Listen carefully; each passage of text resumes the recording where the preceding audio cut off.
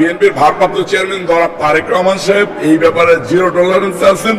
কোন প্রকার কোনো উশৃঙ্খলতা, দখলদারিত্ব, চাঁদাবাজি কোথাও দেখলে সাথে সাথে সাংগঠনিক একদম ইউনিয়ন ওয়ার্ড লেভেল থেকে শুরু করে মহানগর সেন্ট্রাল পর্যন্ত কাউকে কোনো প্রকার কোনো ছাড় নেই। ঢাকা মহানগর দক্ষিণ যুবদল 100% জিরো টলারেন্সে আছে চাঁদাবাজিদের বিরুদ্ধে। মার্কেটে ফুটপাতে যাবেন, গিয়ে দেখবেন যে আদার্স দলের, অন্যান্য দলের নামে ফুটপাতের দোকান চলতেছে, মনে করেন আপনার দখলদারিত্ব চলতেছে, কিন্তু আপনি যুব দলের কাউকে পাবেন না। 5 আগস্টের পরে আমি বিভিন্ন থানা পাহারা দিয়েছি, আমরা বিভিন্ন মার্কেট পাহারা দিয়েছি, শপিং মল পাহারা দিয়েছি, বিভিন্ন বাসা বাড়ি পাহারা দিয়েছি, প্রতিষ্ঠান পাহারা দিয়েছি।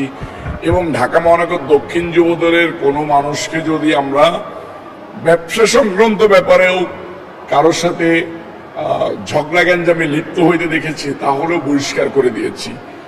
আমরা প্রমাণ না, কথা উঠলেই তাকে বহিষ্কার করে দিয়েছি। এবং ঢাকা মহানগর দক্ষিণ যুবদল 100% জিরো টলারেন্সে আছে চাঁদাবাজিদের বিরুদ্ধে, চাঁদাবাজ দখলদারদের বিরুদ্ধে। আপনারা দেখবেন যে বিভিন্ন মার্কেটের ফুটপাতে যাবেন, আপনারা একটা স্বনামধন্য পত্রিকা, বিভিন্ন মার্কেটের ফুটপাতে যাবেন, গিয়ে দেখবেন যে আদার্স দলের, অন্যান্য দলের নামে ফুটপাতের দোকান চলতেছে, মনে করেন আপনার দখলদারিত্ব চলতেছে, কিন্তু আপনি যুব দলের কাউকে পাবেন না।